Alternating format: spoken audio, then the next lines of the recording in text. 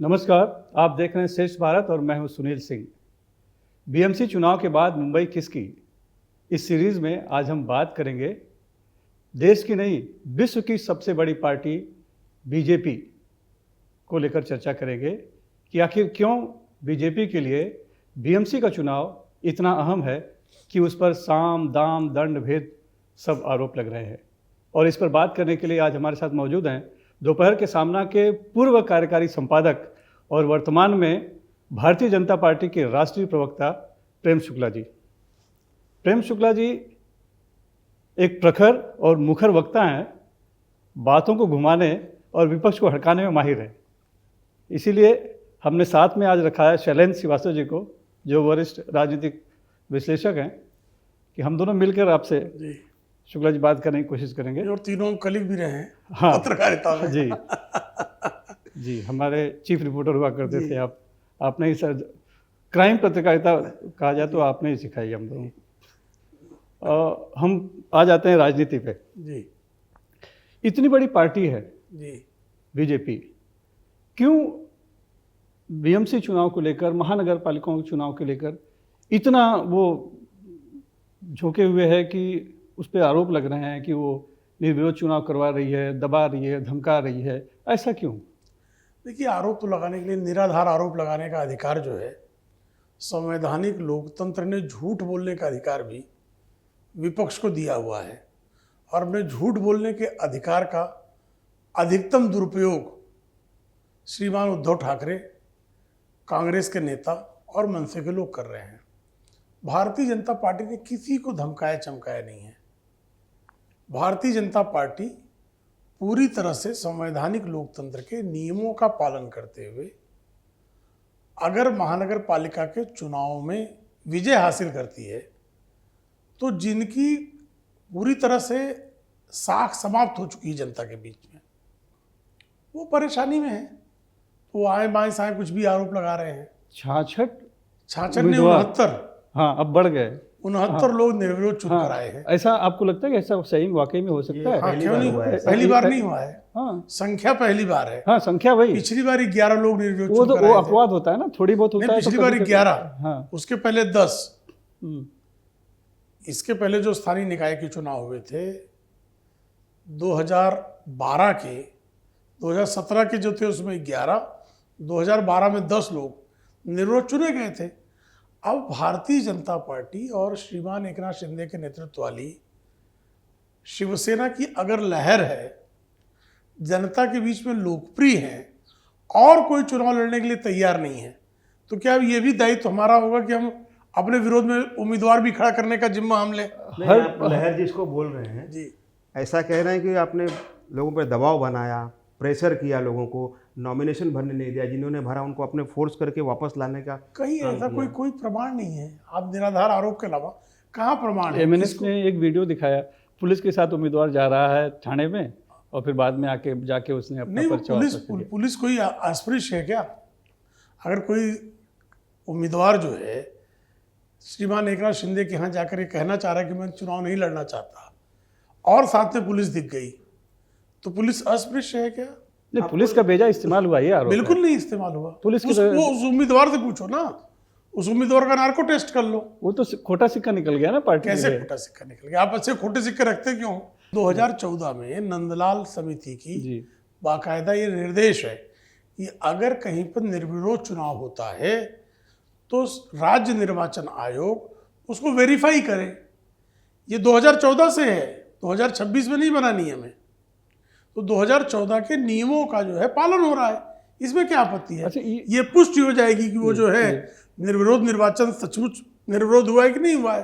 Ticket मांगने के लिए इतनी लड़ाइयाँ हो रही थी, लोगों ने एक दूसरे का एबी फॉर्म तक झपट लिया, फाड़ दिया, चबा गए और फिर निर्विरोध हो रहा है। ये बड़ा विरोधाभास नहीं है? कुछ जगहों पे हुआ होगा जहां पर, अभी देखिए मुंबई शहर है, कांग्रेस की स्थापना मुंबई में 1885 में हुई थी। उसी मुंबई शहर में कांग्रेस और उसके बहुजन विकास, जो वंचित बहुजन आघाड़ी है, इसके गठबंधन को 29 सीटों पर प्रत्याशी ही नहीं मिले, तो प्रत्याशी हमने हटा दिए। अगर कांग्रेस को आज प्रत्याशी नहीं मिल रहे हैं, उसकी ये दुर्दशा है। तो इस दुर्दशा के जिम्मेदार भारतीय जनता पार्टी, कांग्रेस स्वयं है।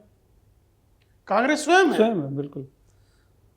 अगर जो है श्रीमान उद्धव ठाकरे, उनकी पार्टी, उनके लिए सबसे महत्वपूर्ण विधानसभा सीट कौन सी है? वर्ली है, क्योंकि आदित्य ठाकरे वहां से विधायक चुने गए। उन आदित्य ठाकरे की अपनी विधानसभा के हर वार्ड में उद्धव ठाकरे की शिवसेना के बागी खड़े हैं। हमारा दोष है? अरे आप अपने प्रत्याशियों को, अपने कार्यकर्ताओं को आप जो है संभाल नहीं पा रहे हो, आपका संकट है।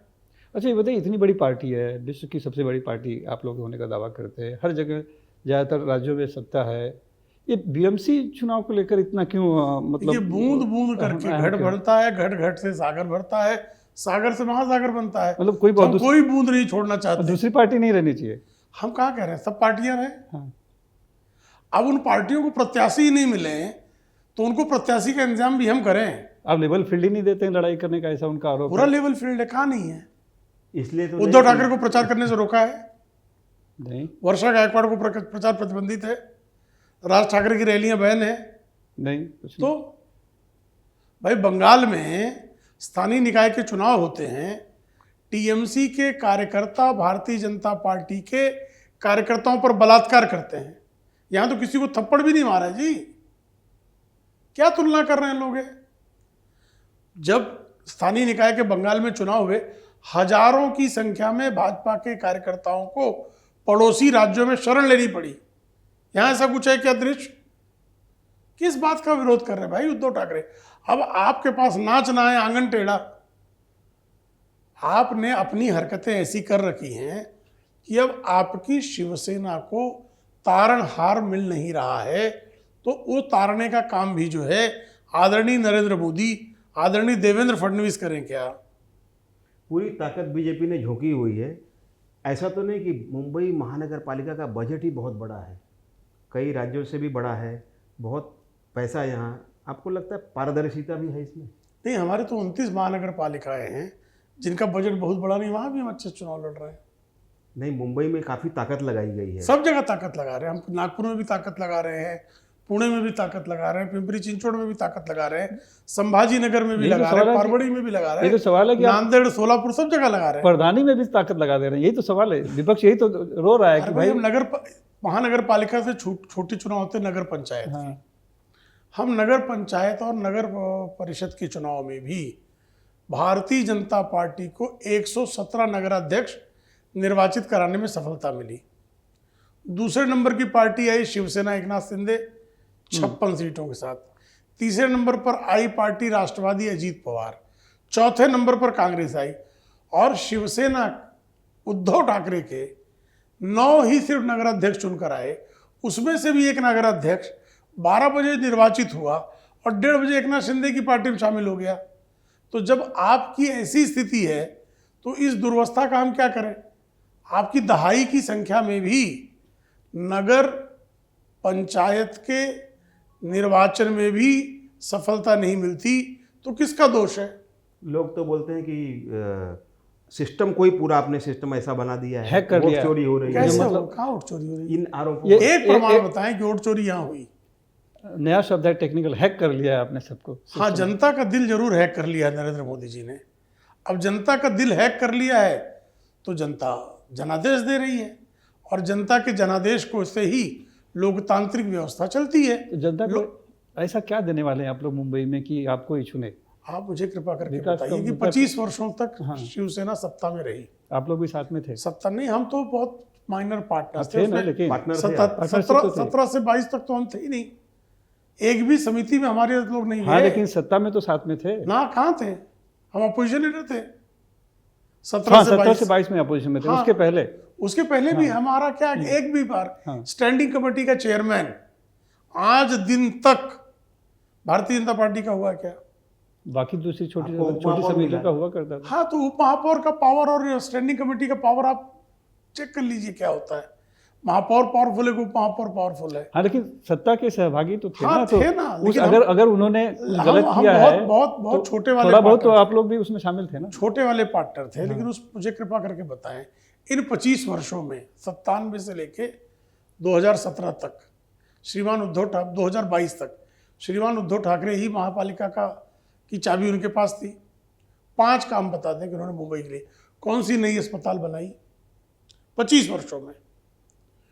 बता दें कौन सा नया जो है मुंबई शहर को जल आपूर्ति करने वाला नया तालाब बता दें, कौन सा जल आपूर्ति की व्यवस्था उन्होंने कर दी। एक बता दें कि उन्होंने जो है मुंबई में बिजली के लिए ऐसा काम कर दिया, मुंबई के परिवहन को सुधारने के लिए एक काम कर दिया। मुंबई की जो है वो महानगर पालिका के विद्यालयों में सुधार के लिए कौन सा कदम उठा दिया? नहीं, वहाँ तो मुंबई पब्लिक स्कूल उन्होंने बनाया बीएमसी का, मुंबई पब्लिक स्कूल किधर है? जिसमें इंग्लिश भी और सीबीएसई का शायद कितने विद्यार्थी हैं? काफी विद्यालय वो चल रहे हैं। नहीं, आपने अच्छी समस्या उठाई, कोई नहीं है। अपना रोड मैप बताइए। हाँ, हमारा रोड नहीं, आपका रोड मैप तो तब होगा, लेकिन एक बार वो कोस्टल रोड बेचारों ने बनाया, कौन सा उसका भूमि पूजन किया और आपने छीन लिया उसे। कोस्टल रोड उन्होंने बनाया, क्रेडिट भी नहीं देने आप। कोस्टल रोड उन्होंने बनाया, उनका कहना है कि उन्होंने बनाया। कोस्टल रोड उद्धव की ठाकरे का परमिशन सपना था। अगर देवेंद्र फडणवीस मुख्यमंत्री नहीं होते, 1972 का है वो कोस्टल रोड का, जो BUTP-1 Bombay urban town planning 1 जब बना था 1972 में, जब वसंतराव नाइक मुख्यमंत्री थे, उस समय से कोस्टल रोड की परियोजना थी। और 1972 में भी मुंबई महानगर पालिका में शिवसेना थी। 1985 में मुंबई महानगर पालिका में शिवसेना थी, कांग्रेस सरकार थी। 1997 में शिवसेना थी, मनोहर जोशी मुख्यमंत्री थे। 2002 में शिवसेना सत्ता में थी, विलासराव देशमुख मुख्यमंत्री थे। 2007 में शिवसेना सत्ता में थी, फिर विलासराव देशमुख मुख्यमंत्री थे। 2012 में शिवसेना थी, पृथ्वीराज चौहान मुख्यमंत्री थे। क्यों कोस्टल रोड नहीं बना? क्यों परमिशन नहीं मिली? देवेंद्र फडणवीस और नरेंद्र मोदी जी के कारण ही कोस्टल रोड बना है। आप नावा शेवा प्रोजेक्ट जो है, नावा शेवा सी लिंक जी, अटल सेतु जिसका नामकरण हुआ है, वो 1964 की परियोजना है। JRD टाटा की संकल्पना थी और यशवंतराव चौहान जो हैं वो कह रहे थे कि मैं बनवा दूंगा। YB चौहान के जो हैं स्वर्गीय होकर भी 4 दशक हो गए, नहीं बना पाए। लेकिन ये नरेंद्र मोदी जी के नेतृत्व वाली देवेंद्र फडणवीस जी की सरकार ने उस संकल्पना को भी साकार किया। तो मुंबई शहर को अगर कोई संसाधन संपन्न बनाने का सामर्थ्य रखता है तो भारतीय जनता पार्टी का नेतृत्व है। तो उन्होंने जो एफडी बना के रखा है, आप उसको तोड़ के आप एफडी रखने के लिए महानगर पालिका एफडी रखने के लिए बनाई जाती है। महानगर पालिका महानगर के वासियों के जन कल्याणार्थ निर्णय लेकर जन सुविधाएं उपलब्ध कराने की एजेंसी है, एफडी रखने वाली जगह नहीं है। चलिए समस्याओं पे आते हैं। हाँ। आपने अभी मुंबई की समस्याएं गिनाई जी, ट्रैफिक की समस्या है जी, प्रदूषण की है जी, सड़कें बराबर नहीं बनी हुई हैं जी। तो इसका दोषी कौन है? दोषी जो सत्ता में था, जो भाई 2 तरह की, एक एग्जीक्यूटिव पावर है, एक एडवाइजरी पावर है। मुंबई शहर में मुझे बताइए, बांद्रा कुर्ला कॉम्प्लेक्स का धन, बांद्रा कुर्ला कॉम्प्लेक्स का जो निर्माण हुआ उसका सारा धन उठाकर शरद पवार पश्चिम महाराष्ट्र लेके चले गए। किसका दोष है? शरद पवार दोषी हैं, उद्धव ठाकरे दोषी हैं। भाई महानगर पालिका में ठाकरे परिवार था। ये सब तो आरोप है ना। आरोप कहाँ है? फैक्ट है। इसके तो डाटा अवेलेबल है, आरोप नहीं है ये। इसके तो मैं आपको सारे डाटा उपलब्ध करा वो भी कह रहे हैं, जैसे भाई यहाँ जो सी लिंक बना, मैं जो आरोप लगा रहा हूँ उसके प्रमाण है। वो जो आरोप लगा रहे हैं प्रमाण नहीं है। सी लिंक यहाँ बना, यहाँ बांद्रा से लेके वर्ली तक 285 करोड़ रुपयों का मूल प्रोजेक्ट था। 1680 करोड़ रुपए जो है 285 करोड़ में कहाँ बनना था? लेकिन यहाँ तो बढ़ते रहता है, नहीं सुनिए, तो बनना कहाँ था? बांद्रा से लेके नरीमन पॉइंट तक 285 करोड़ था। 1680 करोड़ रुपए सिर्फ बांद्रा से वर्ली तक में खर्च हो गए, डिले हो गया, और उसी से खड़ा हो गया लवासा। डिले हो गया इससे ना। उसी से डिले किसने कराया? PIL कौन करवा रहा था? वो PIL कराने वालों के साथ बैठ कौन रहा था? स्वयं शरद पवार ही PIL करवा रहे थे और दूसरा कोई नहीं करवा रहा था। सारे सोशलिस्ट जो हैं वो शरद पवार के ही मित्र थे। मैं ही प्रोजेक्ट लाऊं, मैं ही PIL करवाऊं। भाई जितने में 1680 करोड़, जिस जमाने में 1990 के दशक में 1680 करोड़ में मुंबई की सड़कों का फर्स्ट फ्लोर बन जाता भाई। आपको नहीं कितना लगता कि भ्रष्टाचार किया शरद गया? पवार पे आरोप लगा दो और बच के निकल जाओ? हाँ, नहीं, मैं तो बता रहा हूँ ना, ये बताया ना 1680 करोड़ 1990 का कॉस्ट पकड़ लें, 90s का कॉस्ट। प्रोसीजरल क्रॉस है ना वो, मतलब लेट हुआ, डिले हुआ, इसलिए बढ़ता चला डिले हुआ क्यों, वही तो पूछ रहा हूँ मैं। कोस्टल रोड में क्यों डिले नहीं हुआ मुंबई पे आइए ना, भाई? मुंबई के नहीं, चुनाव पे कोस्टल आइए। रोड तो मुंबई में ही है भाई, कोई मुंबई से बाहर थोड़े है। कोस्टल रोड पर ही आइए आप ना। जो मुंबई का हमारा काम है उसमें डिले क्यों नहीं? अटल सेतु में डिले क्यों नहीं हुआ? बड़ा कठिन प्रोजेक्ट था ना वो तो, नहीं डिले हुआ क्योंकि हम समय भाई, यही नितिन गडकरी के कार्यकाल में जब मुंबई में महाराष्ट्र में शिवसेना भाजपा की सरकार बनी, मुंबई पुणे एक्सप्रेसवे कांग्रेस कहती थी पॉसिबल ही नहीं है। ये विधानसभा में दिए गए उत्तर हैं, बनना पॉसिबल हुआ कि नहीं हुआ? मुंबई के जो ब्रिजेस बने, 55 फ्लाईओवर बनाया 55 फ्लावर किसने बनाया? MSRDC जीरो बजट पे खड़ा किया था, बराबर। किसने खड़ा किया? ये चीजें कांग्रेस क्यों नहीं कर सकी? ये कांग्रेस सवाल है ना। मेट्रो 1 दिया उन्होंने, मेट्रो 1 ही दिया, आगे का कुछ नहीं, वर्षों बाद। आगे कुछ नहीं। आगे के जितने मेट्रो किसके हैं? और फिर मेट्रो को रोका किसने? श्रीमान उद्धव ठाकरे ने। क्यों रोका? वो कॉस्ट एस्केलेशन, वो जंगल बचाना चाह रहे थे, हाँ? पर्यावरण बचा रहे थे, जंगल बचाना चाहते थे, आप लोग उसको भी नहीं बचाने देते हैं। पर्यावरण बचा रहे थे कि जो है कॉन्ट्रैक्टर से वसूली कर रहे थे कि हमको पैसे दो। बाकी जगह तो पर्यावरण नहीं बचाते भाई साहब। मैंग्रोव कट गए उनके जमाने में, इतने उसका पर्यावरण नहीं बचा। अच्छा, वो बार बार कहते हैं कि मुंबई खतरे में, मुंबई को अलग करना चाह रहे हैं। कौन कर रहा है आखिर मुंबई को, और कहाँ से अलग ये कर उन्हीं रहा से है? पूछने का प्रश्न है भाई। कल तक कहते थे कांग्रेस अलग कर रही है। हाँ। भाई मुंबई को महाराष्ट्र से अलग करने का उनके हिसाब से मूल पाप किसका है? किसने किया था? हुतात्मा चौक में जो 105 लोग बलिदान हुए हैं, गोलियां किसने चलवाई थी? श्रीमती सोनिया गांधी के नाना ने जवाहरलाल नेहरू के कार्यकाल में मोरारजी देसाई ने गोलियां चलवाई थी। भारतीय जनता पार्टी ने चलवाई थी, जनसंघ ने चलवाई थी? नहीं चलवाई थी। लेकिन अभी उसी कांग्रेस के चरणों में गिरे पड़े हैं। ताजा आरोप ये है कि फिर से मुंबई को अलग करके और गुजरात में मिलाने की साजिश कौन, चल रही किसने है। कहा ये उद्धव ठाकरे जी, राज कहाँ ठाकरे से जी का उनको सपना आया? स्पष्ट आरोप है ये। कहाँ से सपना आया उनको? तो कहते हैं एक अब्दाली आया था, हाँ, और गुजरात के अभी 2 ये अब्दाली आए संकट हुए है इनके। कल पहले वो 2014 में उद्धव ठाकरे मोदी को क्या करते, अफजल खान कह रहे थे ना, फिर उसी के चरणों में कूद पड़े। अगर शिव छत्रपति को मानने वाला, किसी के अंदर शिव छत्रपति को मानने का रक्त है, वो अफजल खान से समझौता कर सकता है क्या? अफजल खान से समझौता, अगर मोदी अफजल खान है तो फिर उद्धव ठाकरे जो है उन अफजल खान से समझौता करने कैसे गए? अब आप अब्दाली कह रहे हैं, आपके मन आ रहे भाई ममदानी जो है, वो कौन है ना, वो न्यूयॉर्क का नया मेयर, हाँ, आज ही कांग्रेस के उद्धव ठाकरे की सरकार का एक मंत्री असलम शेख, वो कह रहा है कि ममदानी की तरफ, न्यूयॉर्क का मेयर अगर ममदानी हो सकता है, मुंबई का मेयर ममदानी क्यों नहीं हो सकता? तो मुंबई का मेयर दाऊद इब्राहिम तय करेगा, मुंबई का मेयर अफजल शेख तय करेगा, क्या नाम है उसका, असलम शेख। नहीं, और तो इसमें मुंबई की जनता तय दाऊद करेगी। इब्राहिम कहाँ से आ गया इसमें? भाई मुंबई के वोटर तय करेंगे। ममदानी जो है वो जो क्या नाम उसका, उमर खालिद खालिद उमर खालिद जो है, उस्मा बिन लादेन की ही विचारधारा को आगे बढ़ा रहा है ना। मुंबई में 1993 में दंगे किसने कराए? दाऊद इब्राहिम ने। दाऊद ने करवाया। दिल्ली में दंगे किसने करवाए? उमर खालिद ने।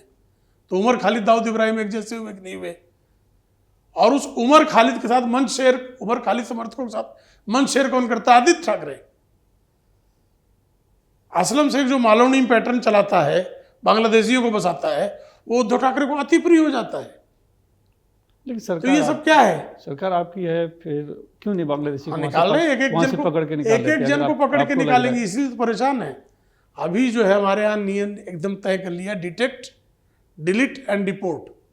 ढूंढो, उसका नाम जो है सारे दस्तावेजों से काटो और उसको बाहर बांग्लादेश में फेंक दो, ये तय किया है। अच्छा, मुंबई का महापौर कौन होगा, इस पर काफ़ी चर्चा चली है। मराठी भाषी होना चाहिए, और आपकी पार्टी क्या सोचती है, कौन महापौर होना चाहिए, कैसा होना चाहिए? मुंबई का महापौर छत्रपति शिवाजी के विचारों में विश्वास रखने वाला, हिंदुई स्वराज की संस्थापना को साकार करने वाला मराठी होना चाहिए।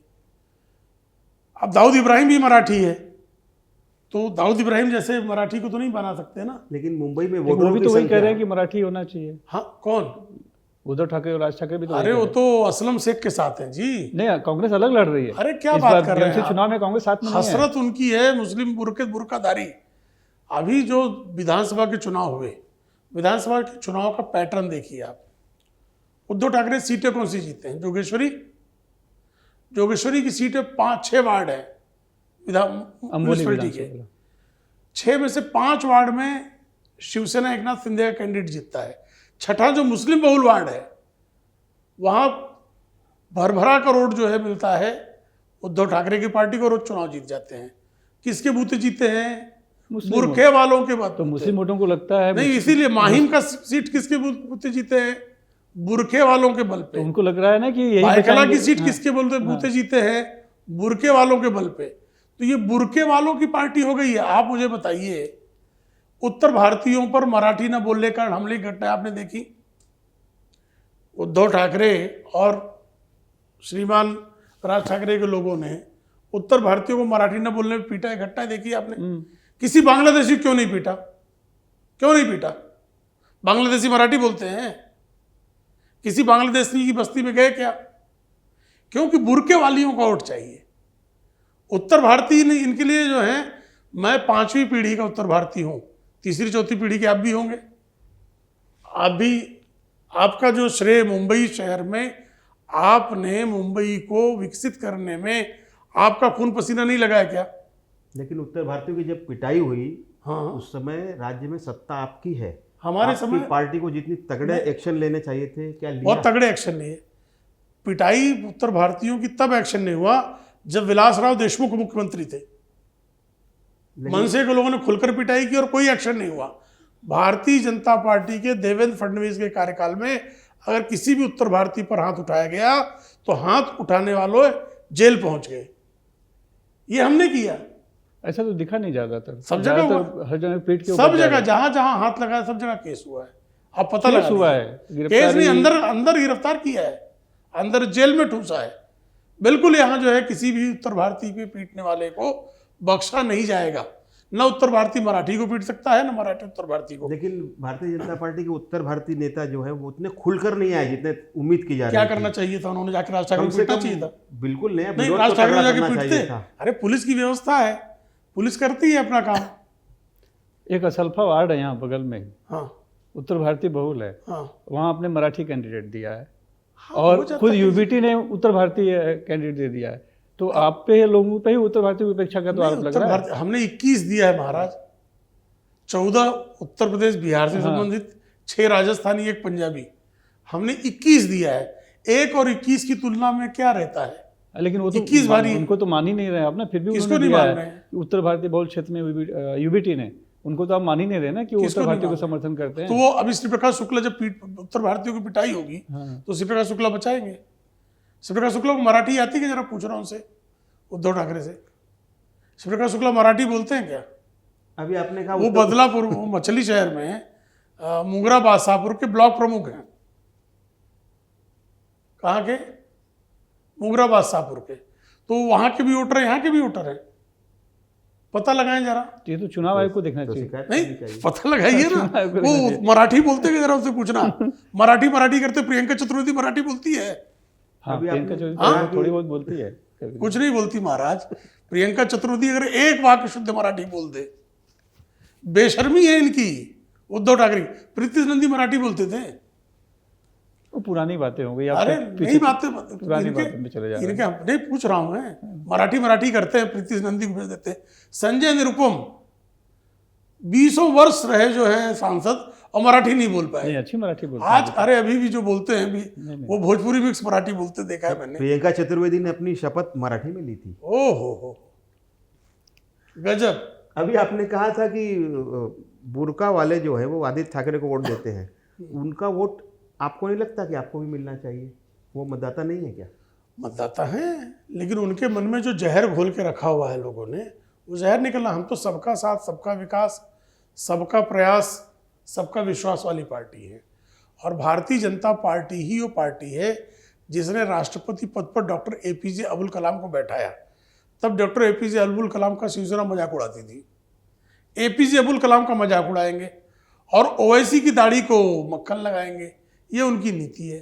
पता नहीं, ऐसे कहा तो जाता है कि ओवैसी आपकी भी पार्टी है, मतलब बीजेपी की बी टीम हमारी बी टीम, और समर्थन तेलंगाना में कांग्रेस को देता है। गजब है, बी टीम हमारी है और तेलंगाना की सरकार में उसकी दाढ़ी को मक्खन लगाने के लिए रेवंत रेड्डी को रखा हुआ है। गजब समीकरण है। हम फिर मुंबई में आ जाते हैं। कहते हैं कि मुंबई मक्खन में आप ही सप्लाई करते हैं। अरे वो मक्खन उन्हीं का है, हम काहे सप्लाई करेंगे। मुंबई में बीजेपी का मुद्दा क्या होगा, क्या विजन क्या है मुंबई का सर्वांगीण विकास, मुंबई के परिवहन में की समस्याओं को दूर करना, मुंबई के सामान्य सबसे बड़ी समस्या मुंबई के 16-16 साल 18-18 साल से एसआरए के प्रोजेक्ट लटके हुए हैं और अधिकांश एसआरए के प्रोजेक्ट को लटकाने वाले शिवसेना के लोग हैं। शिवसेना के लोग हैं, पता लगा लीजिए आप। वसूली के नाम कोई काम ही इनके पास नहीं है। उन एसआरए के मुंबई का बीडीटी चाल 90 स्क्वायर फीट के घर में जो रहता था, उस व्यक्ति को अपने हक का मकान देवेंद्र फडणवीस जी के प्रयास के कारण हुआ है। मिल मजदूरों को मुंबई से बाहर फेंकने का पाप किसके जिम्मे जाएगा? कांग्रेस और शिवसेना का ही ना पाप है। कांग्रेस राज्य सत्ता में थी, केंद्र में कांग्रेस थी और महापालिका में शिवसेना थी। मिल मजदूरों को क्यों नहीं बचाया? उन मिल मजदूरों को भी, जिनको आपने मुंबई के सीमा से बाहर भेजा है, उन सबको मुंबई में बसाना, ये भी जो है भारतीय जनता पार्टी के ही नेतृत्व में संभव है। शिक्षा का स्तर महानगर पालिका का बेहतर करना, स्वास्थ्य की स्थिति बेहतर करना, आयुष्मान भारत की कल्पना कोई कर सकता था क्या? मोदी जी के आने के पहले 5 लाख रुपए तक का इलाज मुफ्त में नागरिकों को प्राप्त होगा, ये कोई सोच नहीं सकता था। तो उन्हीं की जो नीति है, उस नीति का और विस्तार कितना मिलता महानगर पालिका के स्तर पर कई करना। अस्पताल तो शायद देते ही नहीं, क्योंकि उनको उसके पैसे ही नहीं मिले, तो कई वो कार्ड चलता ही नहीं अधिकांश अस्पतालों को मिल रहा है, एक आध कोई अपवाद होंगे, और अगर ऐसे है तो उन अस्पतालों को भी ले आना उस परिव्यू में हमारा टारगेट है। आप मुंबई में रहे हैं, आप तो मुंबई से ही हैं, आपने अपने समय के तेज तर्रार क्राइम रिपोर्टर रहे हैं, मुंबई की नस नस को आप जानते हैं। एक मुंबई में ट्रैफिक और लोगों की भीड़ की जो समस्या है, लोकल में आज भी लोग ठूस ठूस के जाते हैं, तो आपको लगता नहीं मुंबई की ट्रैफिक समस्या और ये भीड़ से बचने के लिए कोई बड़े पैमाने पर बड़ा काम होना चाहिए? बीएमसी चुनाव निश्चित होना चाहिए। और मुंबई, देखिए मुंबई में जो मेट्रो शुरू हुआ अलग अलग चरण, वो देवेंद्र फडणवीस जी के कारण ही हुआ। और मेट्रो शुरू होने, जब तक पब्लिक ट्रांसपोर्ट आप बेटर नहीं करेंगे, तब तक आप जो है परिवहन की समस्या से निजात नहीं पा सकते। तो पब्लिक ट्रांसपोर्ट को सशक्त करने की दिशा में देवेंद्र जी लगातार काम कर रहे हैं। प्रदूषण भी बहुत बढ़ा हुआ है। हाँ, जब पब्लिक ट्रांसपोर्ट बेटर होगा तो बेटर हो जाएगा। और प्रदूषण जो है कंस्ट्रक्शन के जो नियमावली है उसका पालन 100% होना चाहिए। कि कंस्ट्रक्शन की साइट्स पे जो है, जो वहाँ सीमेंट के जो टुकड़े उड़ते हैं, उसको कंटेन करने की दिशा में जो हमारी नियमावली है, उसके पालन के प्रति जो है मुंबई महानगर पालिका को जो है वो कठोरता से काम करना पड़ेगा। अच्छा, 3 मुद्दे चल रहे हैं मुंबई के चुनाव में जी। एक हिंदुत्व, मराठी, गैर मराठी और एक विकास। ये तीनों में कौन सा ज़्यादा प्रभावित होगा या लोग किसके साथ जाएंगे? देखिए, विकास और हिंदुत्व जो है वो एक दूसरे का पर्यायवाची है। लेकिन मराठी अस्मिता के नाम पे मराठी अस्मिता और हिंदुत्व से अलग नहीं है ना प्रतीत हो रहे हैं। भाई, छत्रपति शिवराय ने उस समय 17वीं सदी में जब उन्होंने अपने साम्राज्य की स्थापना की, तो मराठी साम्राज्य नहीं कहा ना, हिंदवी स्वराज कहा। तो छत्रपति शिवराय के विचार में विश्वास रखने वाला व्यक्ति वो हिंदुत्व की बात करेगा, वही मराठी अस्मिता है। तो इस चुनाव में माना जाए कि आपका मुद्दा विकास पे फोकस रहेगा? हमारा विकास पे फोकस, लेकिन बयान सब हिंदुत्व को लेकर आता है ज़्यादातर। मैं तो कह रहा हूँ हिंदुत्व और विकास एक दूसरे के पर्यायवाची हैं, समाहित है उसमें। मराठी है उसमें? हिंदुत्व में मराठी के बिना हिंदुत्व कैसे होगा? हिंदुत्व का जो शौर्य पक्ष है वो मराठी है। मुंबई का एक आम आदमी एकदम तटस्थ होकर बैठे तो वो आपको क्यों वोट दे? आप इसलिए कि हम विकास करेंगे, इसलिए कि हम सुरक्षा देंगे। इसी मुंबई शहर में जब तक आदरणीय नरेंद्र मोदी जी केंद्र में सत्ता में नहीं आए थे, मुंबई का आदमी नौकरी करने जाता तो उसको डर लगता था कि रात में सुरक्षित वापस लौटेगा कि नहीं, कहीं आतंकी हमला ना हो जाए, ट्रेन में बम ना फट जाए, कहीं अजमल कसाब गोलियां ना चला दे।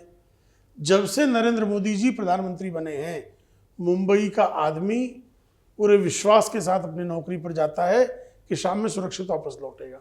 लेकिन दिल्ली वाले भी यही सुरक्षा का एहसास करते थे, लेकिन आखिरकार हो हाँ, ही गए। लेकिन उस दिल्ली को भी एक अपवाद छोड़ दें, जी। अल फलाह यूनिवर्सिटी का, और उस अल फलाह के समर्थन में कौन लोग हैं?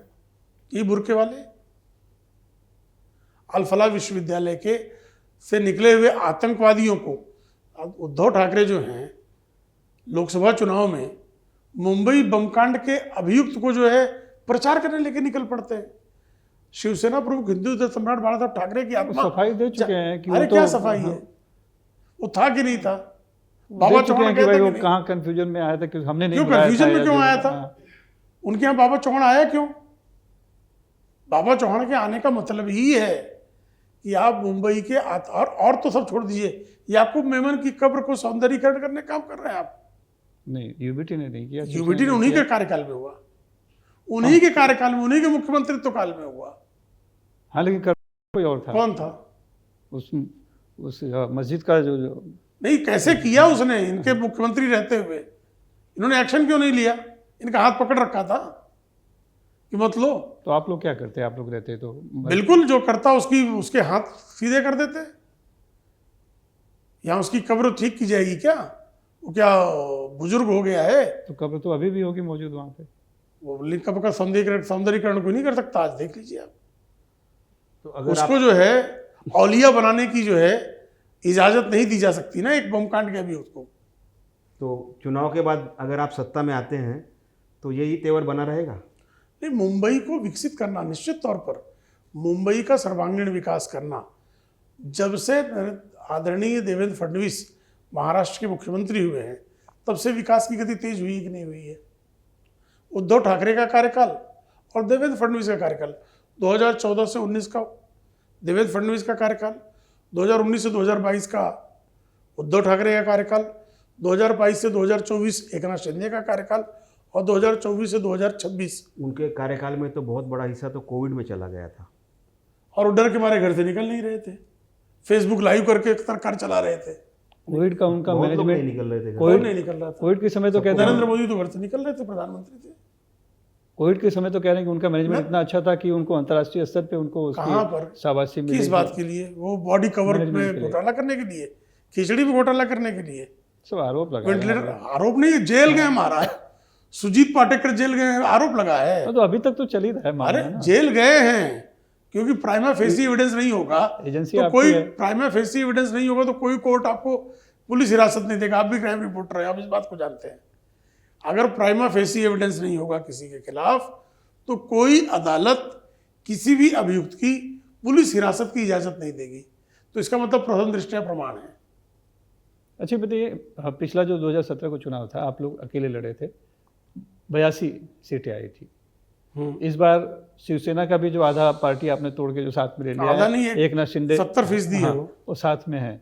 तो इस बार क्या लगता है आपको, कितना आएगा? 100%, 150 सीट से ऊपर है, 150 प्लस है हमारा गठबंधन। बहुत ज़्यादा नहीं बोल रहे हैं आप? मिनिमम बता रहा हूँ मैं, बहुत एकदम। हम लोग जब बिहार में कह रहे थे कि 200 सीट टच करेंगे तो लोग कहते बहुत ज़्यादा बोल रहे हैं। हुआ कि नहीं हुआ? हम लोग कह रहे थे कि 200 सीट हम जो हैं महाराष्ट्र की विधानसभा में ले आएंगे, आप लोग कहते ज़्यादा बोल रहे हैं। 3/4 बहुमत आया। वैसा ही प्रचंड बहुमत न केवल मुंबई में बल्कि 29 की 29 महानगर पालिकाओं में महाराष्ट्र में भारतीय जनता पार्टी के नेतृत्व वाली महायुति को मिलना निश्चित है। इस स्वेच्छा से सब आएंगे वोट या और सीटें? क्या? साम दाम जनतंत्र में दंड स्वेच्छा भेद, से। साम दाम दंड भेद का जो आरोप लग रहा है क्या उसका है उसमें? शाम का कौन सा दंड है? जनता को जब जबरदस्ती पकड़ के बूथ तक ले आते हैं क्या वोट कराने?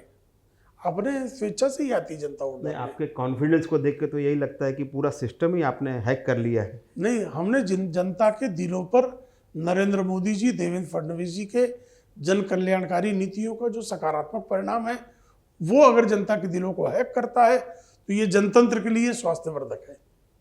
बहुत बहुत शुभकामनाएं आपको। बहुत बहुत धन्यवाद। बहुत अच्छे तरीके से जी। और अपने ही आक्रामक शैली में आपने अपने विषय को रखा।